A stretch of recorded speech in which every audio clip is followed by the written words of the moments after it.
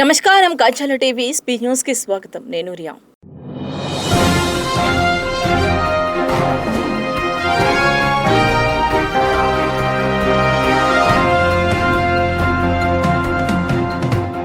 High court తీర్పు ప్రకారం outsourcing అద్దె బస్సు కార్మికులను regular APSRTC outsourcing workers union రాష్ట్ర కమిటీ ప్రధాన కార్యదర్శి వి తులసిరామ్ డిమాండ్ చేశారు.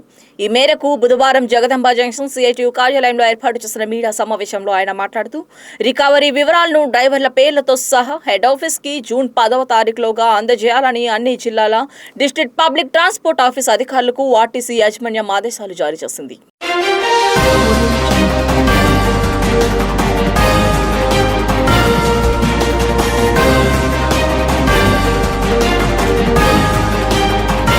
కేంద్రీయ గిరిజన విశ్వవిద్యాలయం వీసీ ప్రొఫెసర్ టి శ్రీనివాసన్ విజయవాడలోని ముఖ్యమంత్రి క్యాంప్ కార్యాలయంలో ఆంధ్రప్రదేశ్ ముఖ్యమంత్రి నారా చంద్రబాబు నాయుడు మర్యాదపూర్వకంగా కలిశారు. ఈ సందర్భంగా విశ్వవిద్యాలయం విద్య, పరిశోధన, మౌలిక సదుపాయాల అభివృద్ధి, గిరిజన సాధికారత సంబంధించి చేపడుతున్న కార్యక్రమాలను ముఖ్యమంత్రికి వివరించారు. ప్రత్యేకించి గిరిజన యువతకు నాణ్యమైన ఉన్నత విద్య, నైపుణ్య అభివృద్ధి, ఉపాధి ఆధారిత శిక్షణ, పరిశోధన అవకాశాలను అందించేందుకు విశ్వవిద్యాలయం చేపడుతున్న చర్యలను వివరించారు.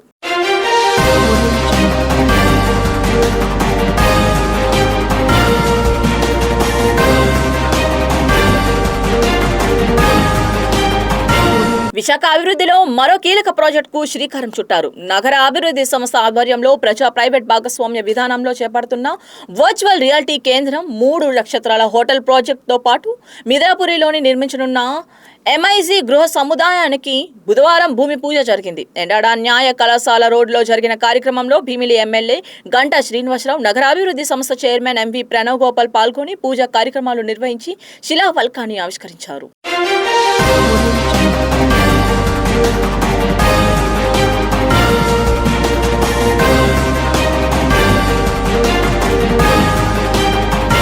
నర్సీపట్నం నింజా స్పోర్ట్స్ అకాడమీ ఆధ్వర్యంలో 2026 నుంచి 2027 సంవత్సరానికి స్పోర్ట్స్ ట్రైనింగ్ లో చేరుటకు అడ్మిషన్లు ప్రారంభిస్తున్నామని సబ్ కోచ్ అబ్బు తెలిపారు. ప్రభుత్వం ఇచ్చే 3% స్పోర్ట్స్ కోటా క్రీడాకారులు అందరికీ ఉపయోగపడేలా క్రీడల ముందు శిక్షణ కొరకు ఈ నెల జూన్ 30 లోపు సెలక్షన్లు పెట్టి అడ్మిషన్స్ తీసుకోవడం జరుగుతుందన్నారు. ఏదైనా జాబ్ కావాలన్నా లేదా కాంపిటేటివ్ కోర్సులు చేయాలన్నా, ఉన్నత చదువులు ఫీజు లేకుండా చదవాలన్నా ప్రభుత్వం ఇస్తున్న ఈ 3% క్రీడా రిజర్వేషన్ ద్వారానే సాధ్యమవుతుందని ఆయన తెలిపారు.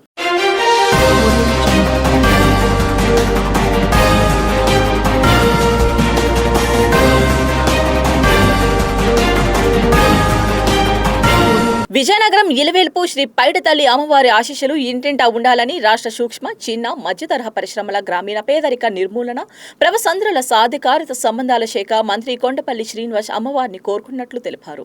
బుధవారం శ్రీ పైడితల్లి అమ్మవారి ఆలయ పునఃప్రతిష్ఠ కార్యక్రమాల్లో భాగంగా మంత్రి కొండపల్లి శ్రీనివాస్, ఎంపీ కలశెట్టి అప్పలనాయుడు, ఎమ్మెల్యే ఆదితి గజపతి రాజుతో కలిసి ఆలయ పరిసరాలను పరిశీలించారు. ఇందులో భాగంగా గ్రామోత్సవ కార్యక్రమాలను ఆయన ప్రారంభించారు.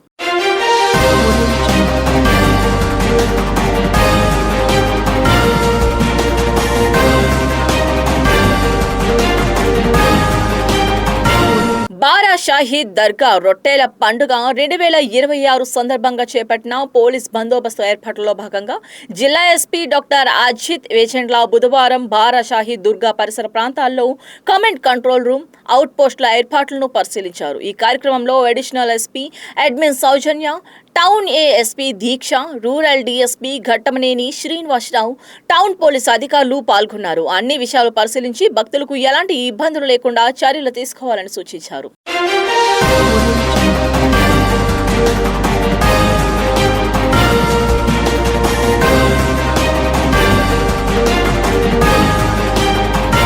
అన్నమయ్య జిల్లా రామపురం మండలం వైఎస్ఆర్సీపీ పార్టీ కార్యాలయంలో నిర్వహించిన బూత్ లెవెల్ ఏజెంట్ల సమావేశంలో మాజీ ఎమ్మెల్యే గడికోట శ్రీకాంత్ రెడ్డి పాల్గొని పార్టీ శ్రేణులకు కీలక సూచనలు చేశారు. పార్టీ బలోపేతానికి బిఎల్ఏలు కీలక పాత్ర పోషించాలని ఆయన పిలుపునిచ్చారు. ఈ సందర్భంగా ఆయన మాట్లాడుతూ వైఎస్ఆర్సీపీ అధినేత వైఎస్ జగన్మోహన్ రెడ్డి అమలు చేసిన సంక్షేమ పథకాలను, నేటి ప్రభుత్వ వైఫల్యాలను ప్రజల్లోకి తీసుకువెళ్లాలని సూచించారు.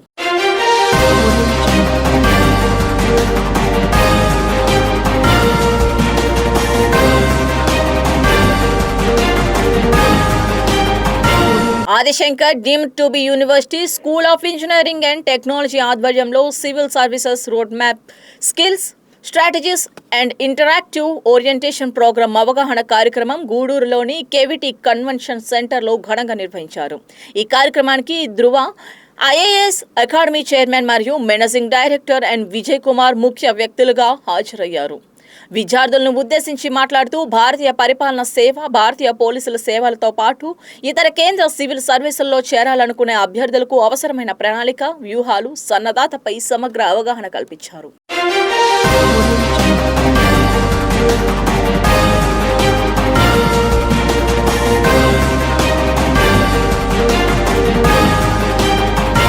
గూడూరు పట్టణం రాజావీధిలో వెలిసిన శ్రీ శ్రీ ప్రసన్న వెంకటేశ్వర స్వామి దేవస్థానంలో బుధవారం సాయంత్రం 7 గంటలకు వంకరార్పణతో బ్రహ్మోత్సవాలు మొదలయ్యాయి. జూలై 4, 2026 శనివారం ఉదయం లక్ష్మ తులసి పూజ, అదే రోజు మధ్యాహ్నం భారీ అన్నదానం, సాయంత్రం ఏకాంత సేవలో అత్యంత వైభవంగా బ్రహ్మోత్సవాలు నిర్వహిస్తారు. ఈ బ్రహ్మోత్సవాలకు గూడూరు నియోజకవర్గ శాసనసభ్యులు డాక్టర్ పాషం సునీల్ కుమార్ పూర్తి సహాయ సహకారాలతో దేవస్థానం ధర్మకర్త మండలి ఆధ్వర్యంలో అత్యంత వైభవంగా జరుగుతున్నాయి.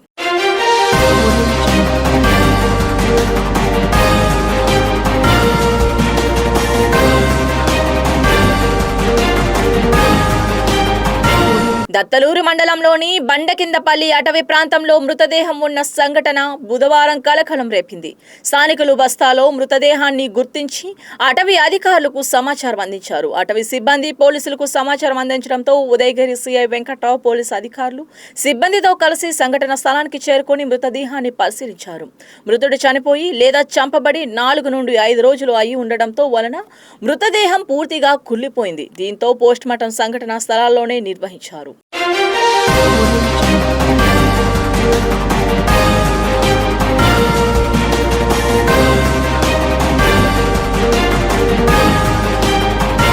ఇవి ఈ రోజు అప్డేట్స్. మళ్ళీ అప్డేట్స్తో కలుసుకుందాం. Stay tune to కంచన TV.